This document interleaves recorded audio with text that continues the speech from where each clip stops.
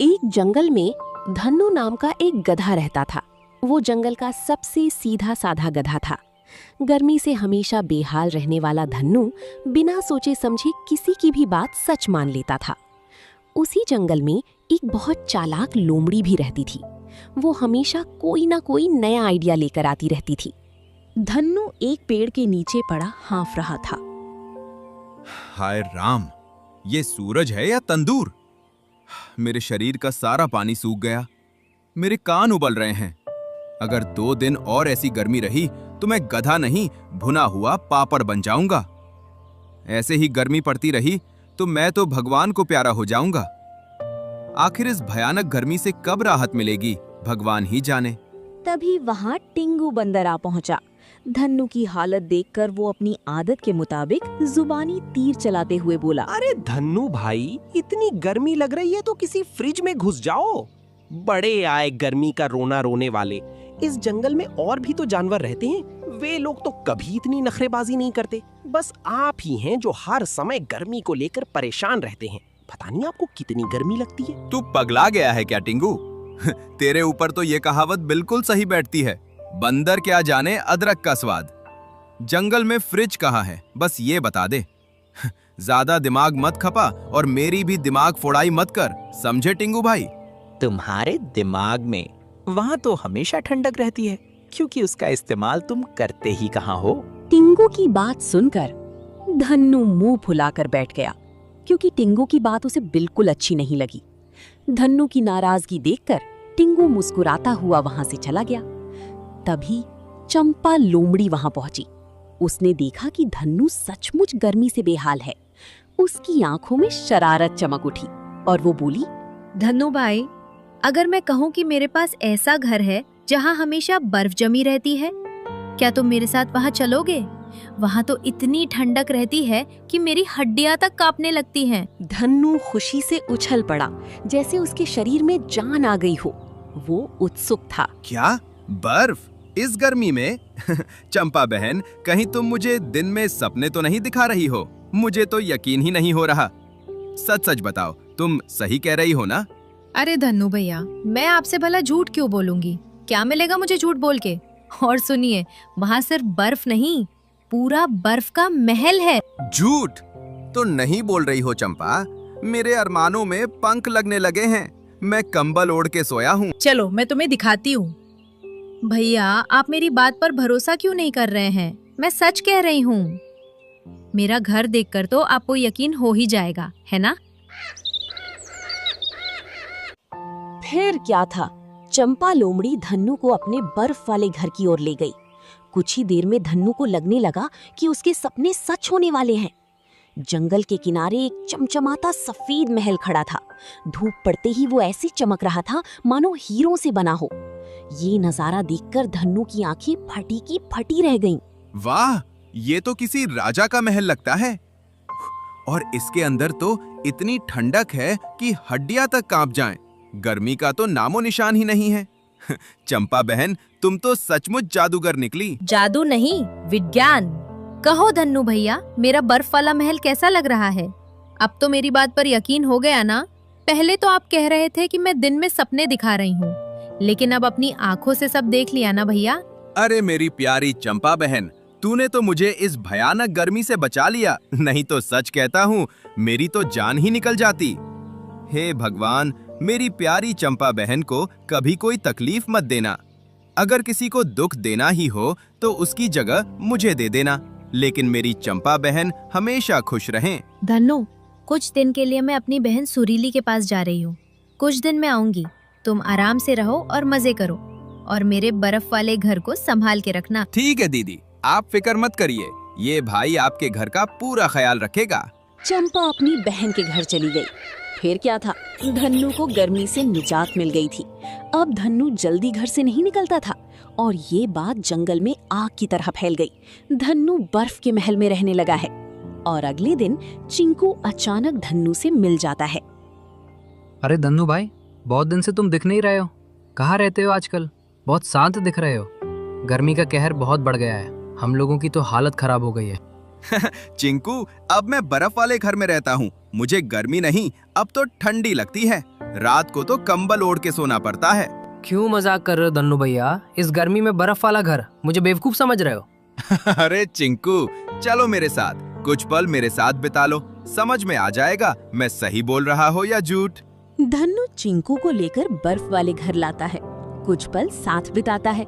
फिर क्या था, चिंकू ठंडी से कांप जाता है। भैया आप बिल्कुल सही बोल रहे थे, आपकी तो सच में चांदी हो गई है। फिलहाल आपने जो कारनामा कर दिखाया है, उसके बाद तो आपको राजा घोषित कर देना चाहिए। नहीं पगले, ये बात किसी को बताना मत। और हाँ, अगर ज्यादा गर्मी लगे ना तो मेरी बर्फ वाली हवेली पर आ जाना, पूरा दिन ठंडी ठंडी हवा में आराम करना, फिर शाम को चले जाना। ठीक है भैया। चिंकू धन्नू का ठाट बाट देखकर अंदर ही अंदर जल रहा था। उसके मन में ईर्ष्या की आग धधक रही थी और उसकी जुबान इस राज को सबके सामने उगल देने के लिए बेचैन थी। आखिरकार कुछ ही दिनों में चिंकू के सब्र का बांध टूट गया। अगले ही दिन वो पूरे गांव में घूम घूम कर धन्नू का राज सबको बताने लगा। ताजा खबर, ताजा खबर। अरे चिंकू, क्या हुआ? क्यों गला फाड़ फाड़ कर चिल्ला रहे हो? क्या आप बक रहे हो चिंकू? इस गर्मी में भला बर्फ का महल कैसे बन सकता है? कहीं पागल वागल तो नहीं हो गए? लगता है तुम्हारा दिमाग भी गर्मी से काम करना बंद कर गया है। मैं सच बोल रहा हूँ, अगर यकीन नहीं हो रहा तो चलो मेरे साथ, अपनी आंखों से देखोगे तब तो मानोगे ना। कुछ ही घंटों में पूरा जंगल महल देखने पहुंच गया। धन्नू का ठाट देखकर सभी लोग हैरान हो गए। भीषण गर्मी से पूरा जंगल परेशान था। सभी जानवर राहत पाने की कोशिश कर रहे थे। इसी बीच धन्नू, भालू मामा और टिंगू एक घने पेड़ की ठंडी छाया में बैठे हैं। अरे धन्नू, ये कैसे कमाल कर दिया तूने? हम लोग गर्मी से परेशान हैं और तुम अकेले मजा मार रहे हो, ये गलत है। देखा मामा, दिमाग हो तो ऐसा, कमाल कर दिया ना। अब हमको गर्मी नहीं लगती, पूरी रात कंबल ओढ़ के सोना पड़ता है। कल तक गर्मी से रो रहे थे, आज ठंडी से परेशान हो गए। धन्नू भाई को देखो, दिमाग हो तो ऐसा। महान लोग रोते नहीं, रिसर्च करते हैं। टिंगू, टाइम आने दो, सब बता दूंगा, अभी गुप्त है। सभी जानवर धन्नू की खुशियों से परेशान थे। ये बात पूरे जंगल में फैल गई। एक कछुआ राजा शेर बहादुर के दरबार पहुंचा। महाराज, बड़ी खबर है, आप भी हैरान हो जाएंगे। पहली मत बुझाओ, क्या हुआ है? क्या जंगल में चुनाव हो रहे हैं? नहीं महाराज, भला आपके आगे कौन जीत सकता है? दरअसल अपना धन्नू गर्मी को हरा दिया है। वो बर्फ के घर में रहता है ना अनोखी बात? क्या कहा? सच में? ये बहुत अनोखी बात है। पता लगाना पड़ेगा कि सच्चाई क्या है। राजा को ये बात पच नहीं रही थी। एक दिन राजा खुद धन्नू के घर जा धमके। स्वागत है महाराज, आप हमारे झोपड़ी में पधारे। बोलिए, क्या खिदमत करूं आपकी? आजकल जंगल में तुम्हारी ही चर्चा है। पूरे जंगल में तुम वायरल हो गए हो। इस गर्मी से निजात पाने के लिए बर्फ का घर बनाया है, मुझे दिखाओगे ना? जी महाराज, क्यों नहीं। भला आपको कैसे नहीं दिखा सकता, आप तो हमारे राजा हैं। अंदर से पूरा हमारे बर्फ वाले घर को देखिए। राजा ने अंदर का सब देखा। उसे सब कुछ अद्भुत लगा। वाह धन्नू, तुम तो कमाल कर दिए। वाकई तुम गर्मी से निजात दिलाने वाले वैज्ञानिक बन गए हो। मैं बहुत खुश हूँ तुम्हारे इस काम से। हमारे जंगल का नाम रोशन होगा। राजा की तारीफ सुनकर धन्नू के सिर पर घमंड चढ़ने लगा। वो अपने आप को महान समझने लगा। मैं महान हूँ, मेरे जैसा इस जंगल में कोई नहीं है।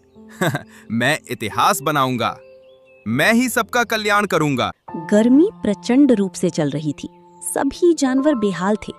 इसी बीच राजा ने धन्नू को एक आदेश दिया। पूरे राज्य में 100 बर्फ महल बनाओ। सभी जानवरों को तभी गर्मी से राहत मिलेगी। जो भी खर्च आएगा सब राजशाही खजाने से मिलेगा। ये बात सुनकर धन्नू के पैरों तले जमीन खिसक गई। अरे, मुझे तो खुद नहीं पता ये कैसे बना। अब क्या करूं? अगर मेरा भंडा फूट गया तो सब कुछ बिगड़ जाएगा। क्या करूं? धन्नू परेशान रहा पूरी रात। लेकिन रात भर बारिश हुई। बारिश में बर्फ का घर गलकर पानी बन गया। अचानक धन्नू को चंपा की याद आई। वो चंपा के पास गया। दीदी, आप इतने दिनों से गायब हैं। मैं बहुत परेशान हूँ, मेरी समस्या का हल निकालो। क्या हुआ धन्नू, क्या परेशानी हो गई? चेहरे की हवाइयाँ क्यों उड़ी हुई है? बर्फ वाला घर उजड़ गया क्या? आप कैसे जानती है दीदी? हाँ, बर्फ वाला घर उजड़ गया। धन्नू, तुम बहुत भोले हो। तुम्हें सबक सिखाने के लिए मैंने सब किया। तुम आसानी से किसी बात को सच मान लेते हो। वो नमक का घर था। टेंशन मत लो, कल सुबह हम राजा के दरबार चलेंगे, तुम्हें कुछ भी नहीं होगा। ठीक है दीदी, बस आपका ही सहारा है, मुझे बचा लीजिए सबकी नजरों में गिरने से। इधर बर्फ वाला घर बारिश में धुल गया। ये बात जंगल में आग की तरह फैल गई। सभी लोग धन्नू का मजा ले रहे थे। अगली सुबह सभी राजा के दरबार में आए। धन्नू, तुमने पूरे जंगल वासियों का विश्वास तोड़ा है। तुमने झूठ का ड्रामा रचा। तुम्हें जंगल से निकाला जा सकता है। नहीं महाराज, इसमें धन्नू की कोई गलती नहीं है। धन्नू भोला है, वो किसी बात को सच मान लेता है। दरअसल मैंने धन्नू के सहारे जंगल के कट्टे पेड़ों को बचाने की कोशिश की। ओह चंपा, विस्तार से बताओ, क्या कहना चाह रही हो? महाराज, आजकल जंगल के पेड़ काटे जा रहे हैं, नए पौधे कोई नहीं लगा रहा। पौधों का हमारे लिए कितना महत्व है ये सब जानते हैं, लेकिन कोई नए पेड़ लगाना नहीं चाहता। पौधों की कमी ही गर्मी का मुख्य कारण है। बारिश की कमी भी इसी से है। महाराज, चंपा सही कह रही है। नए पौधों से हम सबका कल्याण होगा। धन्नू, तेरी एक गलती से हमको नई सीख मिली, इसके लिए धन्यवाद। तुम सच में हमारे जंगल के वैज्ञानिक हो। अब से सब मिलकर नए पेड़ लगाएंगे। ठहाके के साथ कहानी समाप्त होती है। दोस्तों, सच्ची समस्या का सच्चा हल ही काम आता है। जय हिंद, जय भारत।